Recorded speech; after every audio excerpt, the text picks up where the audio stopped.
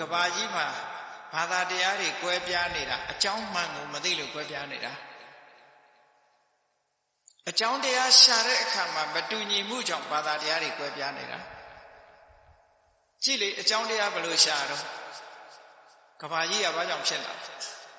လူတွေကဘာကြောင့်ဖြစ်လဲဘယ်ကရောက်လာဟောစဉ်းစားကြမယ်လေကဘာကြီးကဘာကြောင့်ဖြစ်လာလဲလူတွေကဘယ်ကရောက်လာတာလဲရှားတ attva တွေရောဘယ်ကရောက်လာအကြောင်းတရားရှာတဲ့အခါကျတော့တကယ်အစစ်မှန်အကြောင်းတရားသည်တိတ်ပြီးတော့နက်နဲလို့လက်လန်းမမီတော့မမြင်နိုင်ဘူးမမြင်နိုင်တော့ဘာသွားတွေးတော့ဆိုရင်ထာဝရဘုရားကြီးဖန်ဆင်းလို့ဆိုတဲ့အကြောင်းတရားကိုပြောတော့တာဒါလွယ်နဲ့အကြောင်းရှာလိုက်တာတကယ်ဟုတ်လားလို့ဆိုတော့မဟုတ်ဘူးဆိုင်ရာအကြောင်းတရားတွေရှိတယ်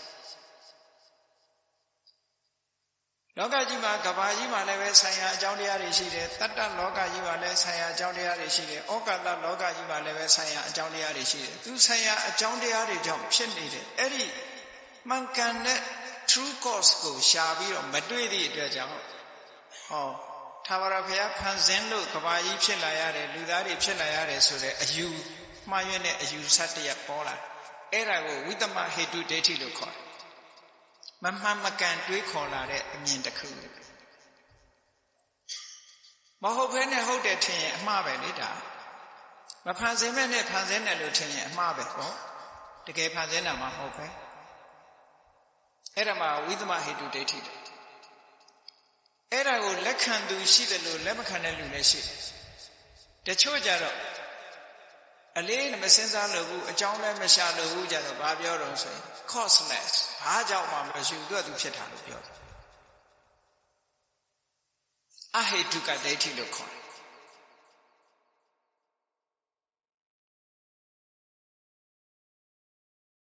အကြောင်းဖြစ်နေတယ်အဲ့ဒါကိုဝိသမဟေတုဒိဋ္ဌိလို့ခေါ်တယ်အကြောင်းကိုလက်မခံဘူးအဟေတုကဒိဋ္ဌိသူ့ဘာသူဖြစ်ချင်လို့ဖြစ်တာဘာကြောင့်မှမရှိဘူးလို့ဒီလိုယူဆတဲ့ပုဂ္ဂိုလ်တစုကပေါ်လာ။ဩဒီအကြောင်းတရားရှာရင်းနဲ့မှန်ကန်တဲ့အကြောင်းကိုရှာမတွေ့နိုင်သည့်အတွက်ကြောင့်ဘာသာတရားတွေကွဲပြားခြားနားသွားတယ်။မြတ်စွာဘုရားကအကြောင်းတရားကိုရှာပြတယ်။ဘာနဲ့ရှာပြပဋိစ္စသမုပ္ပါဒ်နဲ့ရှာပြ။သစ္စာ၄ပါးနဲ့ရှာပြ။မှန်ကန်တဲ့အကြောင်းတရားကိုမြတ်စွာဘုရားကအကျဉ်းအားဖြင့်ဘာကိုဟောတော့သစ္စာ၄ပါးခေါ်တယ်လောကကြီးတတ္တလောကကြီးတစ်ခုလုံးကိုမြတ်စွာဘုရားကဘာလို့နာမည်ပေးလိုက်တော့ဒုက္ခလို့နာမည်ပေးလိုက်တာနော်ဒုက္ခဆိုတဲ့အဓိပ္ပာယ်ကဆင်းရဲတာလို့ပြောတာမဟုတ်ဘူးဒီနေရာမှာဒုဆိုတာဆက်ဆုပ်မုန်းတီးเสียကောင်းပြီးခဘာမှမရှိဘူးလို့ပြောအဲ့ဒီအဓိပ္ပာယ်နဲ့ပြောတာဒုရဲ့အနက်ကခုတ်စိတမမှန်ကန်သည့်အတွက်ယုံမုန်းเสียကောင်းတယ်ခါကထင်တဲ့အတိုင်းတခုမှမဟုတ်ဘူးလို့ပြောထင်ထားတဲ့အတိုင်းတခုမှမရှိတာဒါကြောင့်မလို့ဒုက္ခကိုဒီနေရာမှာ suffering လို့မပြန်ညာဘူးတော်တော်များများကတော့ suffering လို့ပြန်ညာတယ်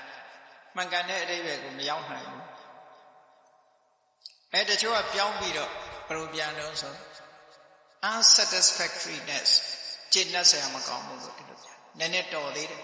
suffering လို့ပြန်ရင်လူတွေကအတွေးခေါ်ဘယ်လိုဖြစ်ကုန်လို့ဆိုအေးချမ်းသာတာတွေလည်းကုန်ဒုက္ခဝါတွေလည်းဒုက္ခပဲရှိတယ်ဆိုဘုရားဝါဒကဒုက္ခကြီးကိုကြည်နေတဲ့ဝါဒကြီးလို့ဆိုပြီး pessimism လို့ထင်မှားကုန်ကြတယ်အဆိုးမြင်ဝါဒကြီးလို့ဒီလိုထင်နေကြတယ်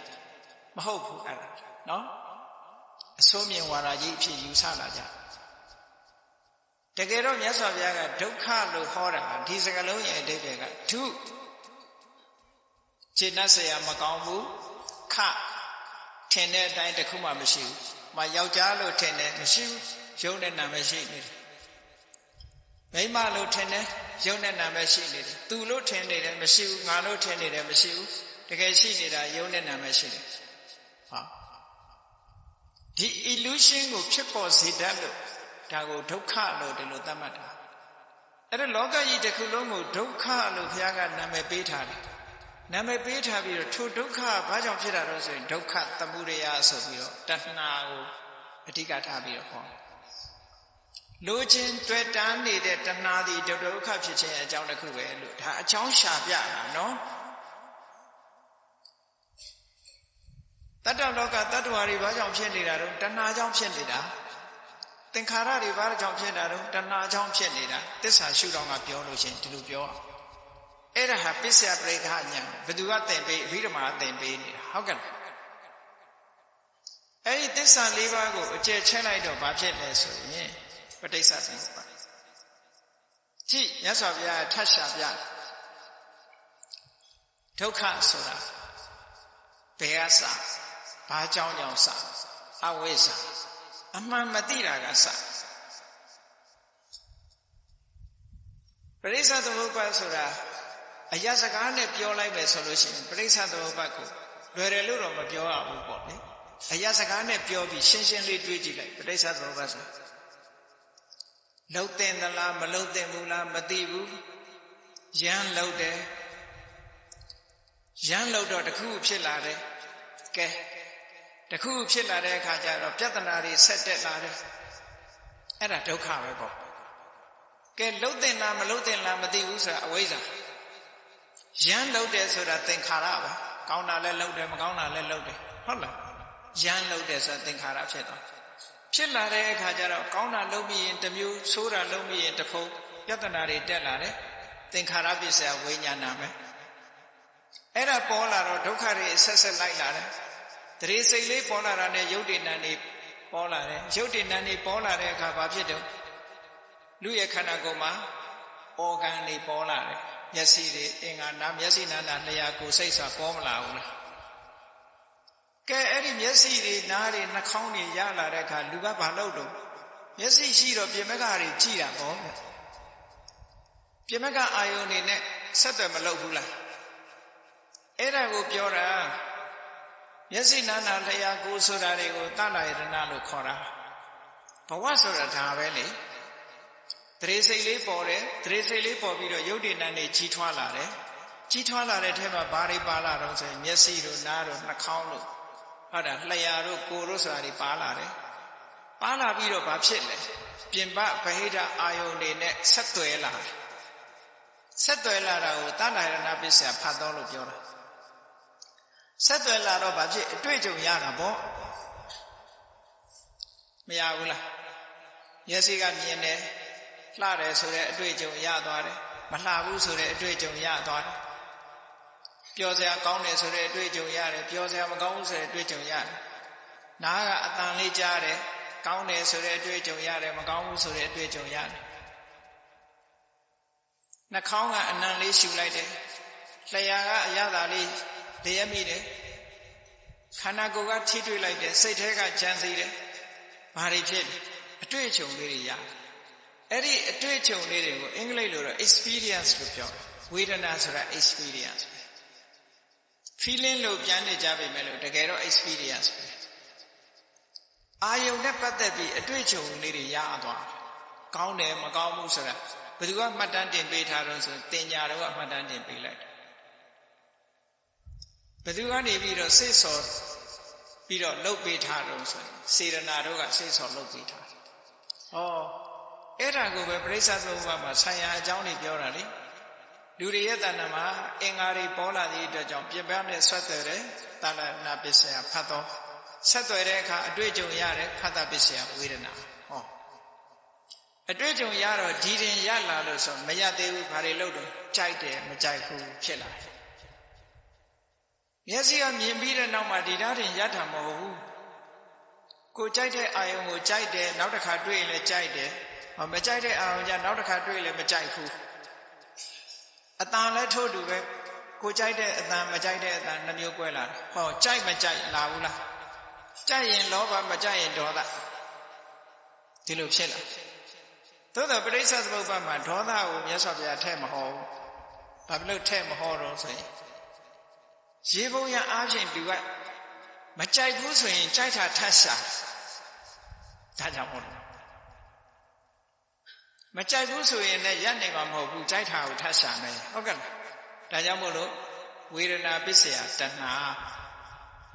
ဝေဒနာပစ္စယဒေါသောမဟုတ်ဝေဒနာပစ္စယတဏှာပဲဟောထားဘာဖြစ်လို့တော့ ဝိတ္တုဘက်မှာရှင်းထားတာရှိတယ်လေဒုက္ခိဒုက္ခံပတ္ထယတိဒုက္ခိဒုက္ခံပတ္ထယတိဒုက္ခိဒုက္ခံပတ္ထယတိဆင်းရဲတဲ့လူကချမ်းသာတာကိုတောင်းတတယ်ဒုက္ခိဒုက္ခံပတ္ထယတိဒုက္ခိဘေယောပိအိစတိချမ်းသာတဲ့လူကပိုးပြီးတော့ချမ်းသာခြင်းတယ်တဏှာကြီးပဲဆိုလိုတာကဒုက္ခိဒုက္ခံပတ္ထယတိကိုမကြိုက်လို့ဆင်းရဲတဲ့ဝေဒနာတွေ့လို့ရှိရင်ဘာဖြစ်တော့ဒုက္ခကိုလိုချင်တယ်ဒုက္ခရထားတဲ့ပုဂ္ဂိုလ်ကဘာလိုချင်ပြန်တော့ပိုးပြီးတော့ကောင်းတဲ့ဒုက္ခကိုလိုချင်ပြန်တယ်ဒါကြောင့်မို့ဝေဒနာပစ္စယတဏှာလို့ပဲဟောတယ်နော်ဘဝဆိုတာဒါပါပဲအဲ့ဒါတွေကိုဘယ်သူကသင်ပေးတုံးဆိုပရိစ္ဆေသမုပ္ပါဘိဓမ္မာကသင်ပေးနေတာနော်ဘိဓမ္မာအဓိကထားပြီးတော့သင်ပေးနေတာအဲ့ဒါဘာလို့ဆိုရင်ပစ္စယပရိက္ခဉာဏ်ကိုရင့်တန်စေဖို့ရအတွက်အကြောင်းတွေအကျိုးတွေကိုဆင်ញင်စဉ်းစားတတ်လာတယ်ဘဝဆိုတာဒါပဲကြိုက်လာတဲ့အခါဘာဖြစ်လောဘဖြစ်လာတော့ဘာဖြစ်လဲအစွဲလန်းတစ်ခုဖြစ်လာတယ်ဆွဲလန်းလာရင်ဘာဖြစ်လဲဆွဲလန်းလာတော့ဘဝတစ်ခုတည်ဆောက်လာတာပေါ့ဘဝတစ်ခုတည်ဆောက်လာတဲ့အခါနောက်ဘာဖြစ်တော့ဇာတိဆိုတဲ့မွေးဖွားမှုတစ်ခါလာပြန်တယ်ဇာတိဆိုတဲ့မွေးဖွားမှုလာတာနဲ့နောက်ကဆက်လိုက်လာတာဘာတွေတော့အိုရာရဲ့သေရာရဲ့ဟုတ်ကဲ့လားဇရာနဲ့မရဏနဲ့ဆက်လိုက်ဟောတန်တရားဆိုတာအဲ့ဒါကိုမြတ်စွာဘုရားပစ္စယပရိက္ခတကယ်အစစ်မှန်အကြောင်းတရားကိုရှင်းပြီးတော့ပြောတာအဲ့ဒီပစ္စယပရိက္ခဉာဏ် knowledge of causality ဆိုတာရှိပြီဆိုလို့ရှိရင်ဘာဖြစ်လဲကင်္ခာဝိတရဏဝိတ္တုတိတန်တရားဆိုတာမရှိတော့ဘူးကမ္ဘာလောကကြီးဘယ်သူဖန်ဆင်းတာတော့ဆိုတာဖန်ဆင်းရှင်ရှာလို့တဲ့အကြောင်းပဲဖြစ်တာဆိုတဲ့အတွေးတွေဖန်ဆင်းရှင်ကြောင့်ဖြစ်တယ်ဆိုတဲ့အတွေးတွေလုံးဝပျောက်ပြီးတော့ဉာဏ်ထဲမှာလုံးဝဆုံးဖြတ်သွားနိုင်တယ်အဲ့ဒါကြောင့်မလို့သူ့ကိုကင်္ခာဝိတရဏဝိတ္တုတိလို့ခေါ်တယ်ကင်္ခာဝိတရဏတန်တရားတွေကိုကျော်လွှားသွားတယ်တန်တရားတွေကိုဖယ်ရှားပြစ်လိုက်ပြီးတော့ဝိတ္တုတိစင်ကြယ်သွားတယ်တန်တရားတွေကစင်ကြယ်သွားနိုင်တဲ့အသိဉာဏ်မျိုးရသွားတယ်လို့ဒီလိုပြောတာနော်